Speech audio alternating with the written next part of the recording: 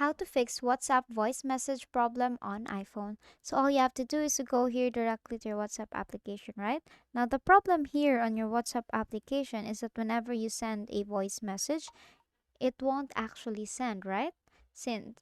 So what you're gonna do there is you may want to go here to your app store first and make sure that you have updated your WhatsApp application. Now it's very important for you to update your now it's very important for you to update your WhatsApp application. That is because it will fix the bug and you can only have that feature once you update your application too, since there will be a little tweaks and updates on the application. So make sure to update on that and go to settings.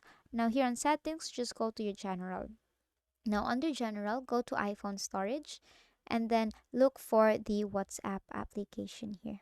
Now tap on WhatsApp application and just press the offload here and then tap reinstall the application. Now, do not be afraid. You might be wondering if it can delete your data or your contacts. Don't be afraid to reinstall the application. That is because the data will still be saved there. It will just simply refresh the application. Now, the other way is still on the settings. And then what you're going to do is to go back here. Let's just go back here and scroll all the way down up until you see your WhatsApp application and make sure you have given an access to the microphone, to the camera, and to the contacts. So make sure to toggle those on. And basically that is it. And that is how you fix your WhatsApp voice message problem on iPhone. And that is all for today. If this video helped you, please don't forget to like, share, and subscribe to the YouTube channel to show your support. Thank you for watching.